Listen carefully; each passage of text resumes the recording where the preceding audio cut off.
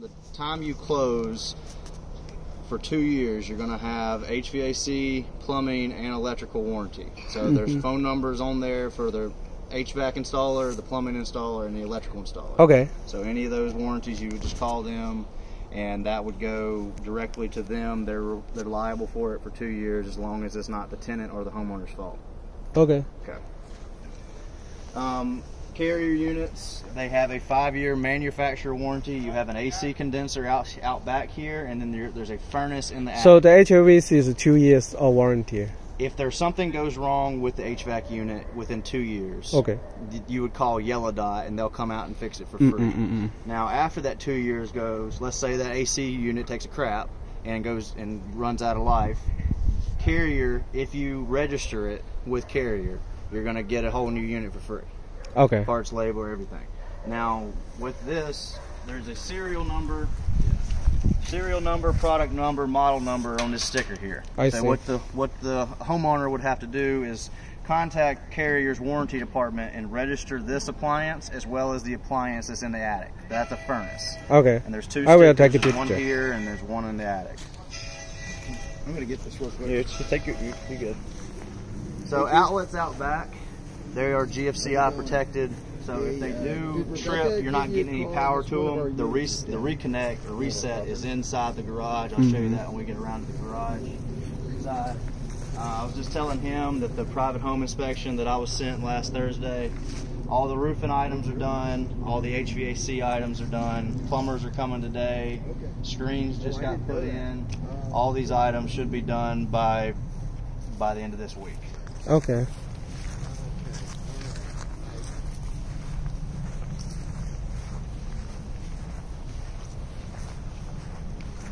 Yeah, let's have that guy. I didn't know that. So this right here is the clean out for the house. So any plumbing related items like clogs underneath the concrete, this is the cap that you would fish in and pull out any clogs or anything you might flush that you shouldn't. There's 2 total hose bibs. There's one on this side, one on the opposite side. Yes. The heat supply for the house is gas. The electrical supply is going to be Duke Energy. Water and sewer is going to be the city of Durham. Okay. From the time you close, KB Home takes their name off the utility list at 72 hours. So okay. The day they close, you're going to need to put these utilities in the homeowner's name. Yes. So gas, electric, water, and sewer. Spectrum's already ran to the house. There is no router, no modem in the house, so that would be a full setup on the homeowner. So the internet provider only the Spectrum. Okay. Yes, sir. Only Spectrum. There is a mini split associated with this house as well as a sales office, so the garage is fully insulated, up top, walls. So this one will be kept. Yes, that'll be kept. There's no reason for me to take it. So I see. Being left here. And is there a warranty for this one? There's not. No. Okay. No, not for just the additions to the garage. They put a mini split in it, so it goes in the garage. A mini split for the garage. Well, this house. They use the garage as their it was. Yeah, gotcha. So that's where the office was. It's a model. Sales counselors. Okay. We just took all the partitions out and all the sheetrock and finished it back to a regular garage. But there's no sense in removing it because then I'm looking at replacing all this siding on the side, so it's just staying. Okay, gotcha.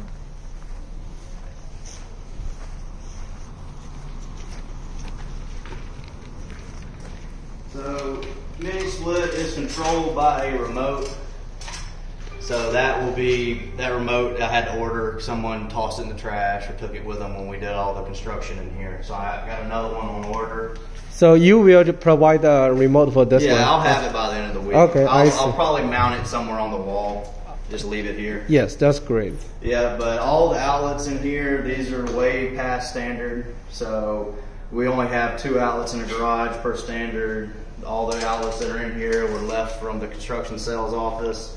So all those are saying there's a Cat 6 hookup down here. For whatever reason, you put a computer in here or something. What that for? That's a Cat 6. That's hardwired internet.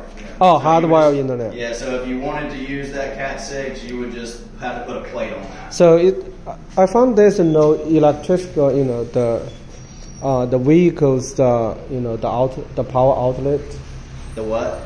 For the electrical vehicles, the charger. You would have to install a 50 amp. Okay. Yeah, so these aren't. The K-Beacon doesn't provide the. No, we that was not on the option list. Okay. So your home buyer bought this house as is, and I mean, what I could have done was just took all these outlets out and left us 2 of them per standard. But I mean, there's no sense in ripping a whole bunch of stuff that's already out. Garage opener was not installed. Was not it? There's not a garage door opener per standard. So the garage door is standard, but the option for the motor is not standard. So that will be on the homeowner to put a motor inside. Okay. They need to install it by themselves. Yeah, you will have to install that after you close. This is not standard. That's an option to upgrade. Mm-hmm. It's all pre-wired though. So I mean, you got all your low voltage wires going for your button, your cat eyes. Yeah, you just have to install the motor. So the wire is here. All your low voltage wiring is done. Okay. So you don't have to run any wires for your garage door opener. You just have to plug it in and install your button. There's a 50-gallon hot water heater. It's electric. You have your panel that's listed with everything. As I mentioned out back, you have outlets around the house that are GFCI protected. So this is a blank plated outlet. So if this trips, the outlets outside have no power to them. So they would just have to reset this. So if that's the trigger, so it only affects the lights outside. Not the lights, just the outlets. Okay. Yes.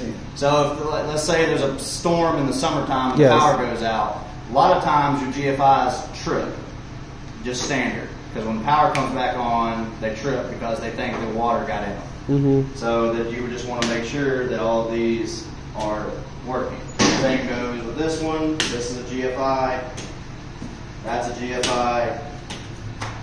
And then these right here are standard outlets for the garage. Mm-hmm. That will trip as well. So they're all on the same circuit. Now there's multiple lights in here. There's 4 lights in here. There's only 1 light that comes standard in a garage in a KB house. So you're getting 4 separate lights. The lights. Okay. So you have 4 lights here. And then there's 1 item that's on the private home inspection report that's not a problem. He's calling out overhang on this wall here. This is not a load-bearing wall. There's actually 2 walls. There's 1 wall that sits on the foundation inside the house. We add this wall because when we make this a second sales office, we run the sheetrock to the floor for visual purposes. So that wall is. That means that's 2 layers of the sheetrock. Well, there's not 2 layers of sheetrock. So there's 1 layer of sheetrock, a 2x4 wall, another 2x4 wall, and then a layer of sheetrock. I see. This is double insulated. Okay. So our garages, we're only insulating living space. So this wall would be insulated and that wall would be insulated. In this house, that wall is insulated, that wall is insulated, this wall is insulated, and the ceiling's insulated as well. Okay. You want to make sure. Office garage, you have air computer in there. You can run a full office. Yeah. Another thing we did, this extra that we don't do, is this garage floor is epoxy coated. Yes. So when we put sales offices in here, the front section where me and him are standing is all tile. Where you're standing is carpet. So we had to grind off all that thin set, and then it doesn't leave a very pretty product. So we epoxy coated the finish. Okay. Which is really nice. Let's go upstairs. There's a couple items upstairs we need to talk about.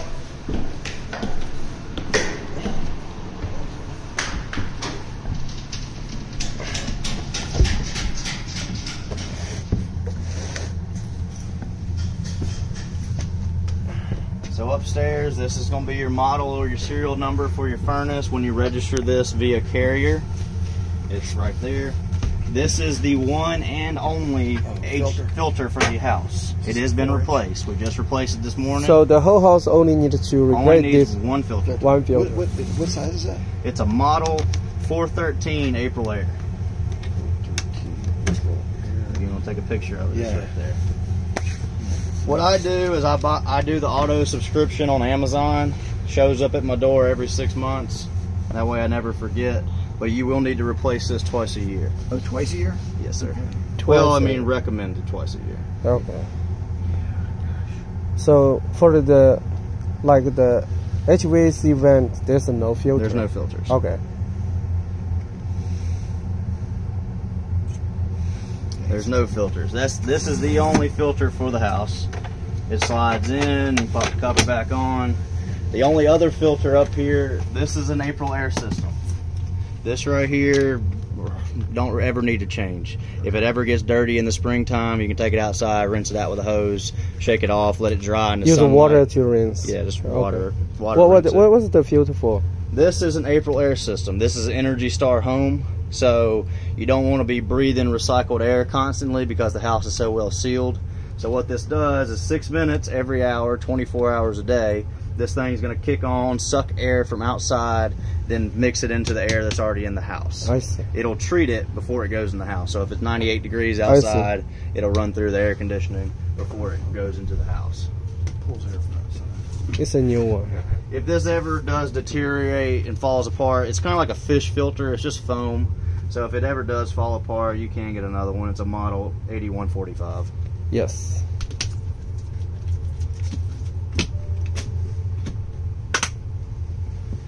But other than that, I have the standard repair letter for the one truss that had a crack in it. So I can send y'all that. Okay.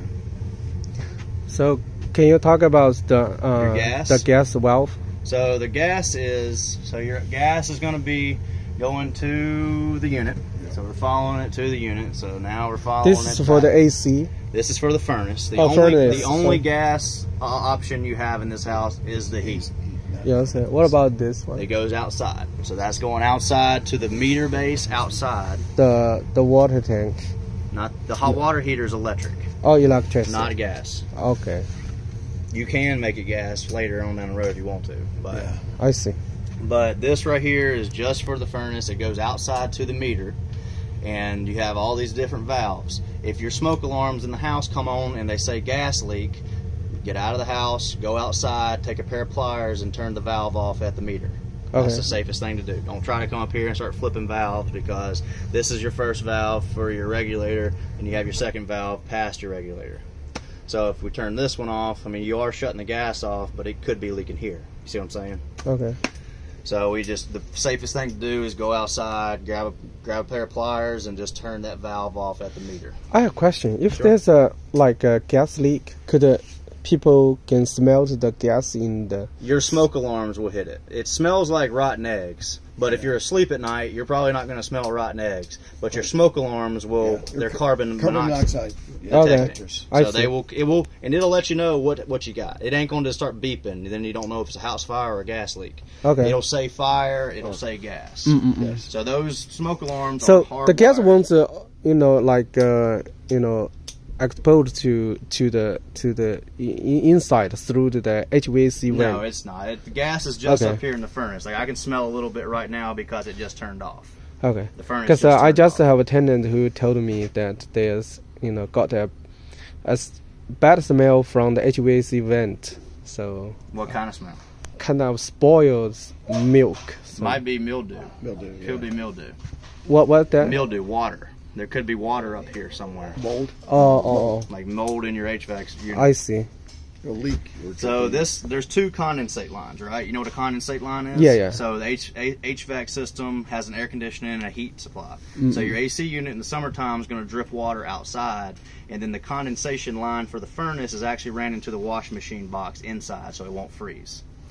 Now this is a catch basin or a pan. So if this thing ever does blow off and leak via this, it has a float switch. Yeah. So if it ever gets up to the top of that float switch, it'll shut itself off. Yes. And then any water that spills over this pan is actually going to go into the washing machine box as well. I see. And that's pretty much it up here. Okay. Like I said, everything back there is insulated. So